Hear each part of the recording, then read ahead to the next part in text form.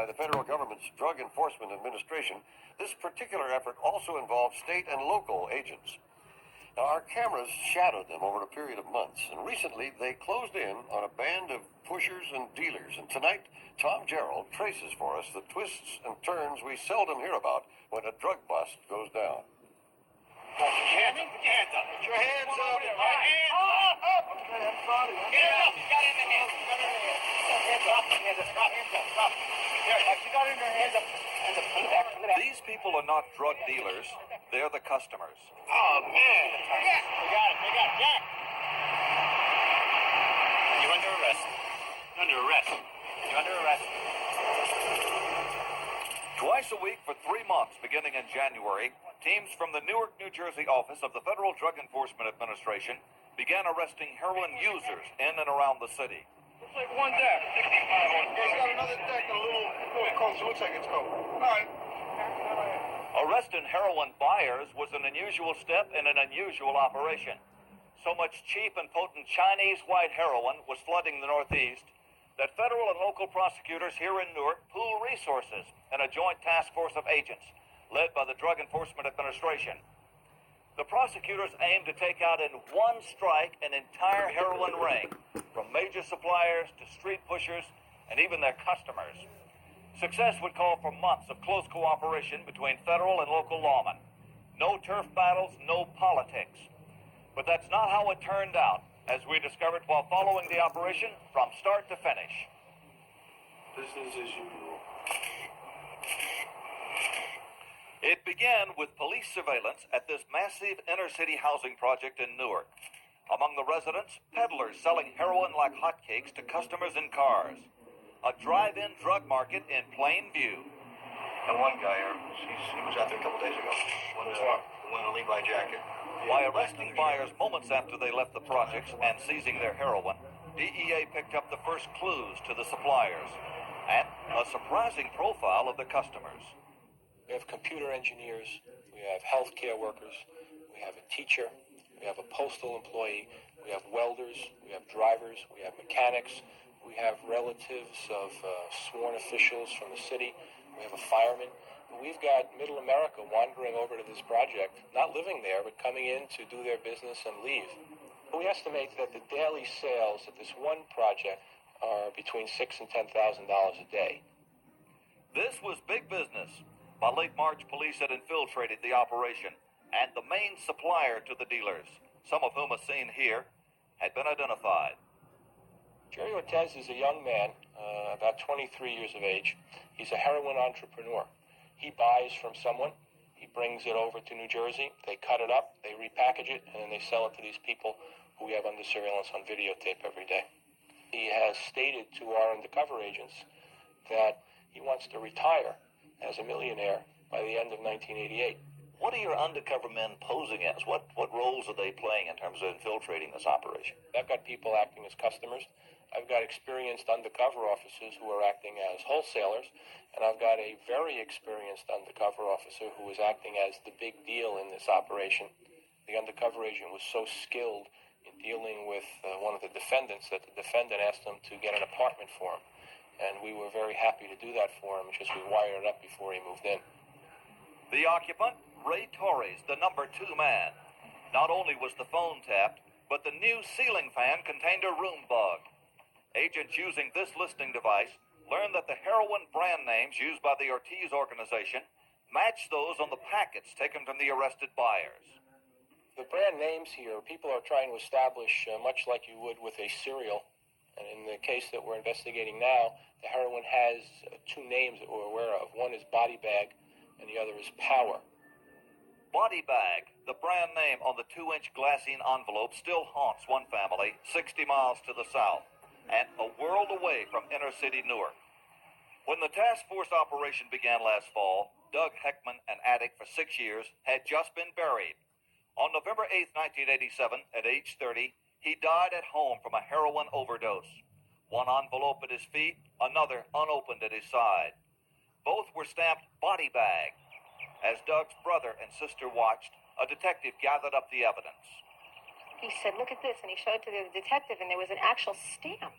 I mean, like something you find in like a grocery store or a store. It was a stamp, and he said, "Damn," and he threw the bag down. He said, "This is the fourth or fifth time we've seen this over the last couple of months." It was a brand that a particular group had been selling that obviously advertised themselves, which I found a little hard to believe. They said it was white, Chinese white body bag. It must be a dozen names for it on the street, and it's going way out of proportion. It's become a big business. By early April, tens of thousands of dollars have been photocopied and used by DEA agents to buy heroin from Jerry Ortiz and Ray Torres. Marked money. Every serial number has been logged in case the bills show up in later drug busts. And the more the agents spend in their undercover roles, the better the heroin they receive. We started out at a 33% heroin purity level, and by the time we made the last buy, the purity was 95%. You can't get any better heroin than that anywhere in the world, and we're buying it over here in the projects in Newark, New Jersey. Today our goal is to attempt a purchase of 4 ounces of heroin. 4 ounces of heroin is a big order, enough for 27,000 street bags.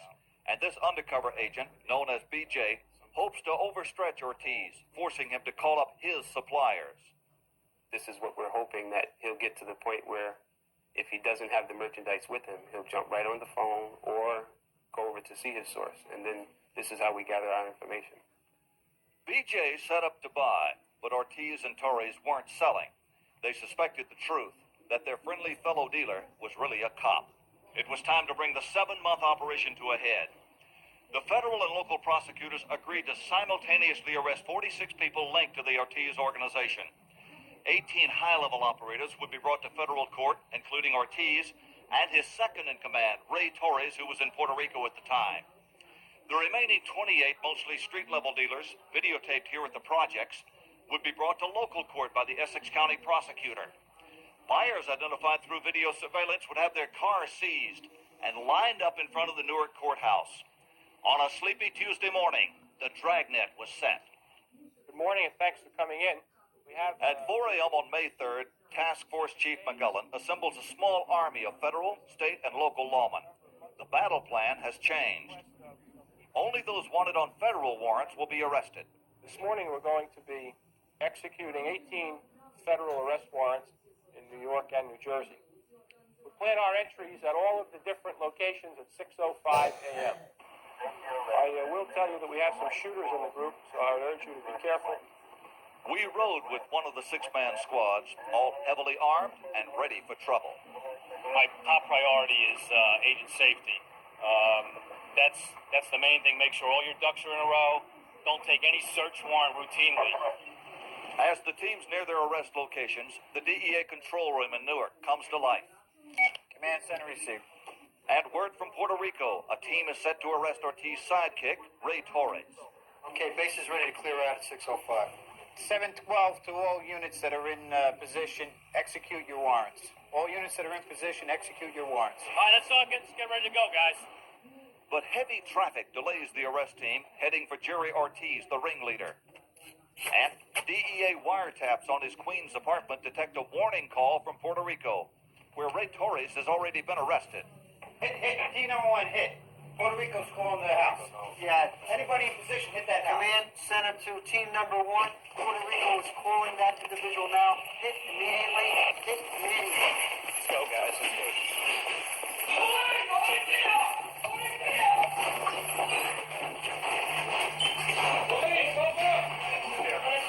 Yeah, go ahead, shoot him. All right, get him up. Let's go, Jeremy. Get some pants on him. Just wait, we're all nice and slow here. Keep notes on all the evidence where it's found at, log in and everything.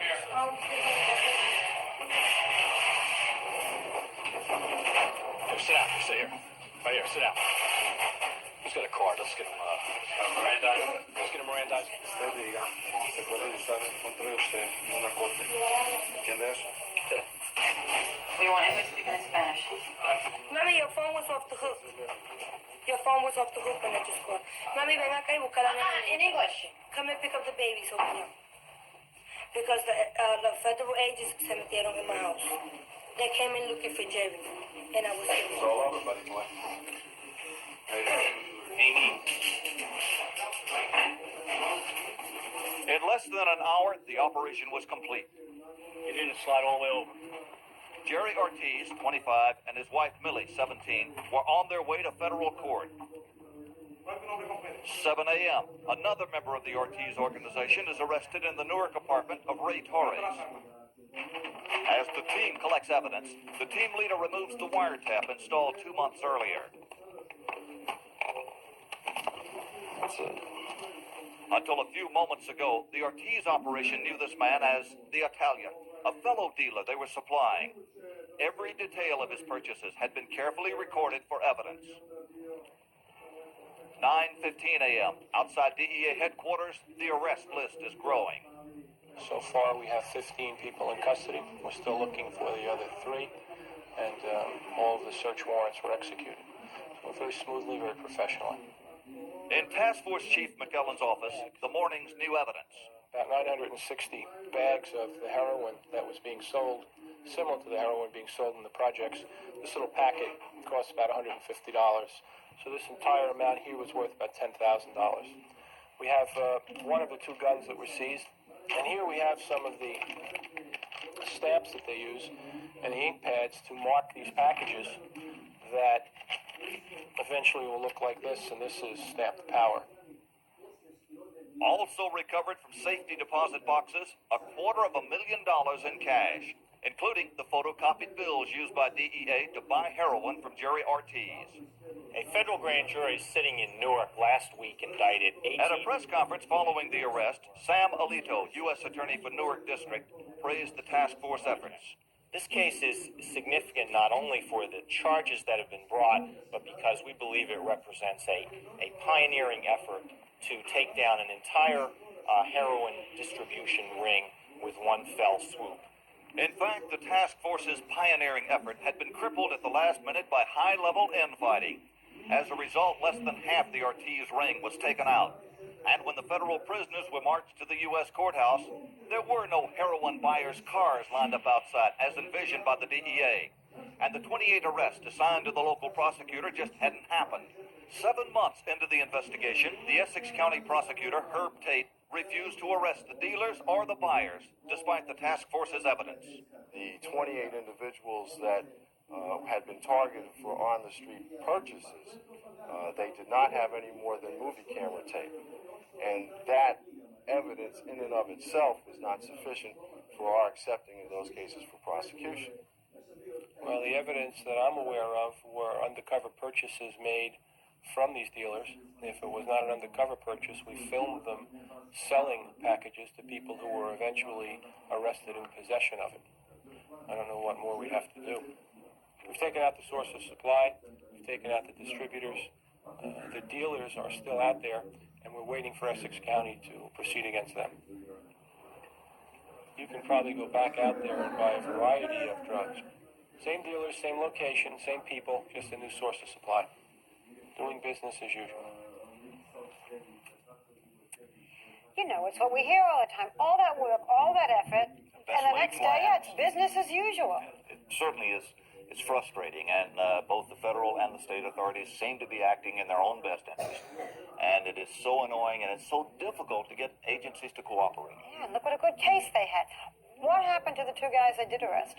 The 2 ringleaders, Jerry Ortiz and Ray Torres, both pled guilty, and that's an example of the solidness of the case that we saw built in this particular case, Barbara. Now, Ortiz said at one time to one of the undercover police, by the end of this year, he hoped to be a millionaire and retire. He's now looking at 20 years in prison. Thank you, Tom.